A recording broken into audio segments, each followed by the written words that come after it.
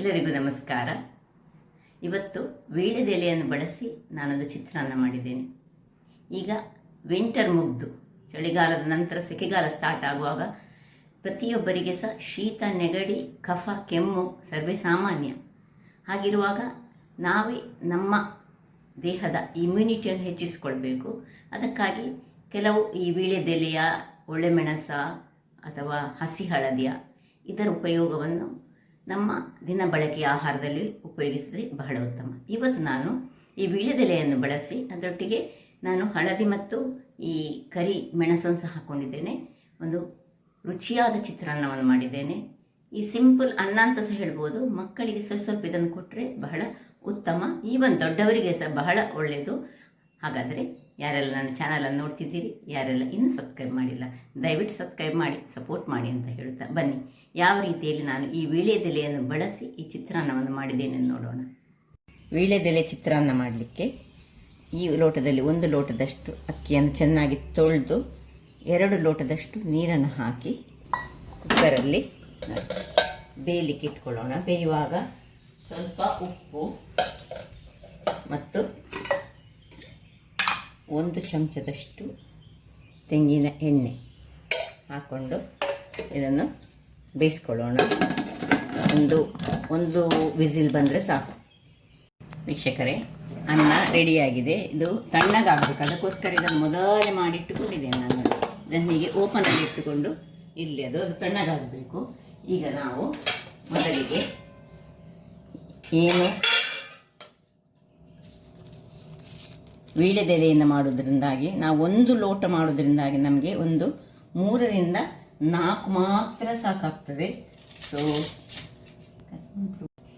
ಈಗ ಈ ವೀಳ್ಯದೆಲೆಯನ್ನು ಮೊದಲಿಗೆ ಕತ್ತರಿಸಿಕೊಳ್ಳೋಣ.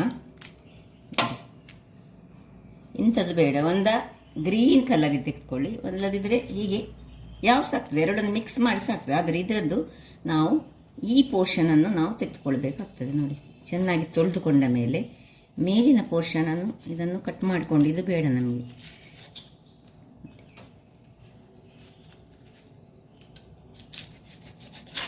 ಇದನ್ನು ತೆಗೆದುಕೊಂಡು ಇದನ್ನು ಇದರ ತುದಿಸಬೇಡ.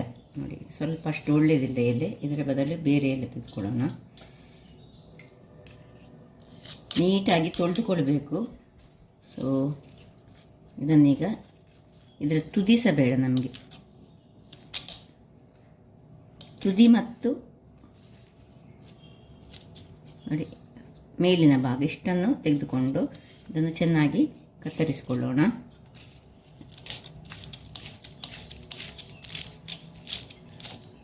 ಇನ್ನು ಒಂದು ಒಲೆ ಮೇಲೆ ಅಷ್ಟರಲ್ಲಿ ಒಂದು ಪಾತ್ರೆ ಇಟ್ಟುಕೊಳ್ಳೋಣ. ಇದರಲ್ಲಿ ನೋಡಿ ಸ್ವಲ್ಪ ತುಪ್ಪ ಹಾಕ್ಕೊಂಡು ಈ ಒಂದು ಕಟ್ ಮಾಡಿಕೊಂಡಂತಹ ಇದನ್ನು ಅದರಲ್ಲಿ ಹುರಿದುಕೊಳ್ಳೋಣ.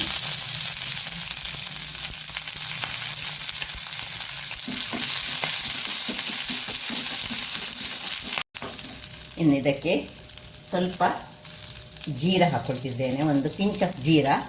ಏನೆಲ್ಲ ಸಾಮಗ್ರಿಗಳು ಬೇಕು ಹೇಳಿ ನನಗೆ ತೋರಿಸ್ಕೊಡ್ತೇನೆ ಆಮೇಲೆ. ಸ್ವಲ್ಪ ಪಿಂಚ್ ಆಫ್ ಜೀರ, ಒಂದು ಪಿಂಚ್ ಹಿಂಗು, ಇನ್ನು ಈ ಮೆಣಸು. ಎಷ್ಟು ಮೆಣಸು ಬೇಕು ನಿಮಗೆ, ಸ್ವಲ್ಪ ಖಾರ ಹೆಚ್ಚು ಬೇಕಿದ್ರೆ ಹೆಚ್ಚು ಹಾಕ್ಕೊಳ್ಳಿ. ನಾನು 1 ಲೋಟದಿಂದ ಮಾಡ್ತಾ ಇದ್ದೇನೆ ಈಗ ಚಿತ್ರಾನ್ನ. ಸೊ ಚಿತ್ರಾನ್ನ ಸಹ ಹೇಳ್ಬೋದು, ಅಥವಾ ಈ ವೀಳ್ಯದೆಲೆಯ ಅನ್ನ ಅಂತ ಸಹ ಹೇಳ್ಬೋದು. ಸಣ್ಣ ಸಾಕು. ಇಷ್ಟ ಆಗುವಾಗ ಆಫ್ ಮಾಡಿಕೊಂಡು ಇದು ಚೂರು ತಣ್ಣಗಾಗಲಿ. ಇದೀಗ ತಣ್ಣಗಾಗ್ತಿರುವಾಗ ನಮಗೆ ತೆಂಗಿನ ತುರಿ ಬೇಕು. ಒಂದು ಕೈಯಲ್ಲಿ ಒಂದು ಮುಷ್ಟಿ ತುಂಬ, 1 ಚಮಚದಷ್ಟು ಈ ಕಡಲೆ ಶೇಂಗಾ ಬೀಜ, 1 ಚಮಚ ಸಾಸಿವೆ, 1 ಚಮಚದಷ್ಟು ಕಡಲೆಬೇಳೆ, 1 ಚಮಚದಷ್ಟು ಉದ್ದಿನಬೇಳೆ, ಕರಿ ಲೀವ್ಸ್. ಇಲ್ಲಿ ಈ ಜೀರದಲ್ಲಿ 1 ಚಮಚದಲ್ಲಿ ಸ್ವಲ್ಪ ಜೀರದಕ್ಕೆ ಹಾಕ್ಕೊಂಡೆ. ಕರಿಮೆಣಸಿನ ಪುಡಿ ಸಾಕ್ತದೆ ಅಥವಾ ಕರಿಮೆಣಸಿನ ಪೌಡರ್ ಸಾಕ್ತದೆ, ಇದು ಇಡೀ ಸಾಕ್ತದೆ. ಲಿಂಬೆಯ ರಸ ಬೇಕು, ಮತ್ತು ಹಿಂಗು, ಮತ್ತು ಎಣ್ಣೆ ಮತ್ತು ಸ್ವಲ್ಪ ತುಪ್ಪ. ಈಗ ಇದು ತಣ್ಣಗಾಯ್ತು ನೋಡಿ. ಇದನ್ನೀಗ ನಾವು ಒಂದು ಮಿಕ್ಸಿ ಜಾರ್ ತೆಗೆದುಕೊಂಡಿದ್ದೇನೆ, ಇದಕ್ಕೆ ಇದನ್ನು ಹಾಕ್ಕೊಳ್ಳೋಣ.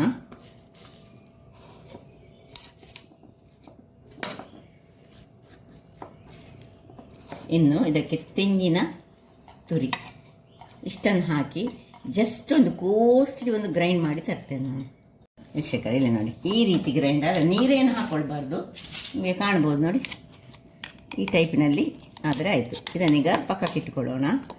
ಇನ್ನು ಇಲ್ಲಿ ಒಂದು ಗ್ಯಾಸ್ನಲ್ಲಿ ಬಾಣಲೆಯನ್ನು ಇರಿಸ್ಕೊಳ್ಳೋಣ. ಬಾಣಲೆಗೆ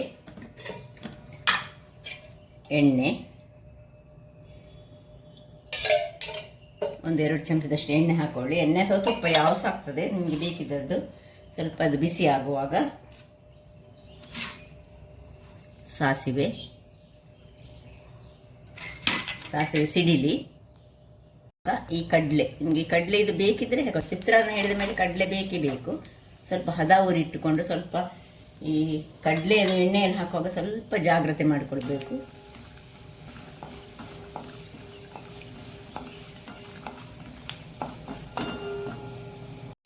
ಕಡಲೆ ಹೀಗೆ ಪಟಪಟನೆ ಒಡಿಲಿಕ್ಕೆ ಶುರುವಾಗುವಾಗ ಕಡಲೆ ಬೇಳೆ ಸ್ವಲ್ಪ ಕಲರ್ ಚೇಂಜ್ ಆಗುವಾಗ ನಾವು ಉದ್ದಿನ ಬೇಳೆ, ಇನ್ನು ಅದರೊಟ್ಟಿಗೆ ಎಷ್ಟು ನಿಮಗೆ ಕರಿಬೇವಿನ ಸೊಪ್ಪು ಬೇಕು. ಕರಿಬೇವಿನ ಸೊಪ್ಪು ಹೆಚ್ಚು ಹಾಕಿದರೆ ಸಹ ಒಳ್ಳೆಯದಾಗ್ತದೆ. ನೋಡಿ, ನಾನು 3 ದಂಟಿನಷ್ಟು ಕರಿಬೇವಿನ ಸೊಪ್ಪನ್ನು ಹಾಕಿದೆ.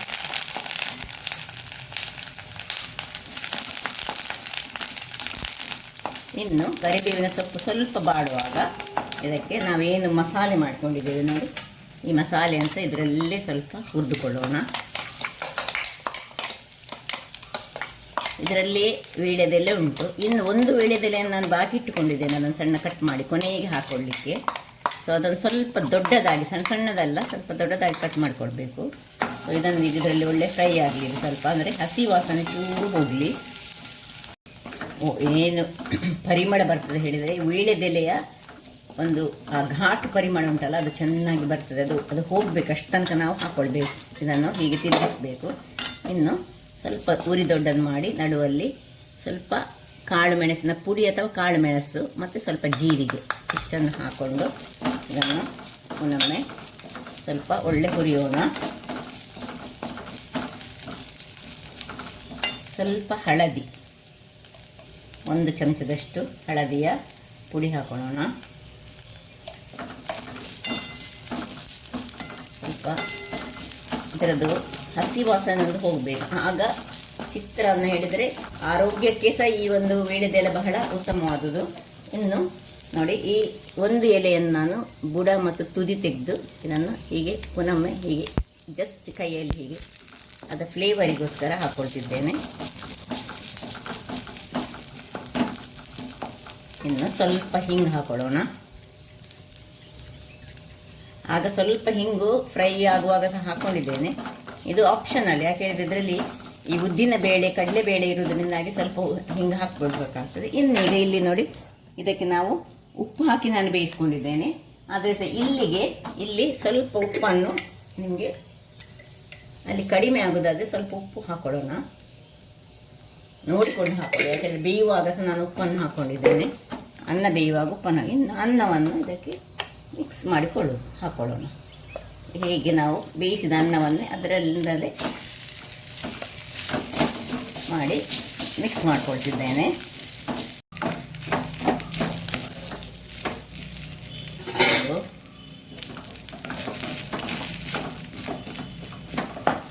ಮಿಕ್ಸ್ ಮಾಡ್ಕೊಳ್ಳೋಣ. ಈಗ ಇಲ್ಲಿ ಇದಕ್ಕೆ ಸ್ವಲ್ಪ ಲಿಂಬುವಿನ ರಸ,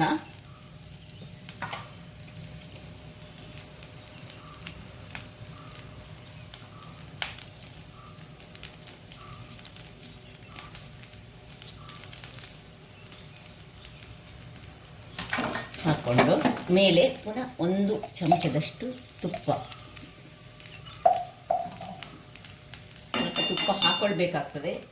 ಯಾಕೆ ಹೇಳಿದರೆ ಸ್ವಲ್ಪ ವೀಳ್ಯದೆಲೆ ಮತ್ತು ಅದರ ಪರಿಮಳ ಘಮ ಅದರೊಟ್ಟಿಗೆ ಮಿಕ್ಸ್ ಆಗುವಾಗ ನಮಗೆ ತಿನ್ನಲಿಕ್ಕೆ ತುಂಬ ಚೆನ್ನಾಗಿ ಬರ್ತದೆ ಅದು. ಸೊ ಚೆನ್ನಾಗಿ ಮಿಕ್ಸ್ ಮಾಡ್ಕೊಳ್ಳೋಣ. ಉರಿ ಮಾತ್ರ ಈಗ ನಾವು ಮಿಕ್ಸ್ ಮಾಡುವಾಗ ಸಣ್ಣದಾಗಿ ಇರಬೇಕು. ಇನ್ನು ಆಯ್ತು, ಇದು ರೆಡಿ ಆಯಿತು ನೋಡಿ, ಹೇಗಿತ್ತು ಬಂತು ನೋಡಿ. ಅನ್ನ ಮಾತ್ರ ನೀರು ಮಾಡ್ಕೊಳ್ಬಾರ್ದು, ಹೀಗೆ ಸ್ವಲ್ಪ ಗಟ್ಟಿಯಾಗಿ ಇರಬೇಕು. ಹಾಗಾದರೆ ಮಾತ್ರ ಇದು ಚೆನ್ನಾಗಿ ಬರ್ತದೆ. ಅನ್ನಕ್ಕೆ ಅದೇ 1:2 ನಾನು ನೀರನ್ನು ಹಾಕ್ಕೊಂಡಿದ್ದೇನೆ. ಆಯಿತು, ಆಫ್ ಮಾಡ್ಕೊಳ್ತಿದ್ದೇನೆ. ಇನ್ನು ಸರ್ವಿಂಗ್ ಟೈಮ್. ವೀಕ್ಷಕರೇ, ನಾನು ಸರ್ವ್ ಮಾಡ್ತಿದ್ದೇನೆ. ಏನು ಚೆನ್ನಾಗಿ ಬಂದಿದೆ, ಪರಿಮಳ ಸಹ ತುಂಬ ಚೆನ್ನಾಗಿ ಇರ್ತದೆ. ಒಂದೊಂದು ಸತಿ ಒಂದೊಂದು ಬಾರಿ ಕೆಲವರು ಈಗ ಈ ಮಾವಿನ ಹಣ್ಣಿನ ಸೀಸನಲ್ಲಿ ಮಾವಿನ ಹಣ್ಣಿನ ಚಿತ್ರಾನ್ನ ಮಾಡ್ತಾರೆ. ಒಂದೊಂದು ಸೀಸನ್ನಲ್ಲಿ ಈಗ ನೋಡಿ, ಚಳಿ ಸ್ವಲ್ಪ ಗಂಟಲೆಲ್ಲ ಸ್ವಲ್ಪ ಕೆರೆತ ಇದ್ದರೆ ಅಥವಾ ಸ್ವಲ್ಪ ಶೀತ ಹಾಗಂತ ಇದ್ದರೆ ಈ ಟೈಪ್ನಲ್ಲಿ ಮಾಡಿದರೆ ಸಹ ನಾರ್ಮಲ್ ಚಿತ್ರಾನ್ನ ಮಾಡೋ ಹಾಗೆ ಮಾಡಿ ಅದರೊಟ್ಟಿಗೆ ನಾವು ಸ್ವಲ್ಪ ಈ ವೀಳ್ಯದೆಲೆಯನ್ನು ಸಹ ಹಾಕ್ಕೊಂಡ್ರೆ ಬಹಳ ಚೆನ್ನಾಗಿ ಸಾಕ್ತದೆ, ಆರೋಗ್ಯಕ್ಕೆ ಸಹ ಬಹಳ ಉತ್ತಮ.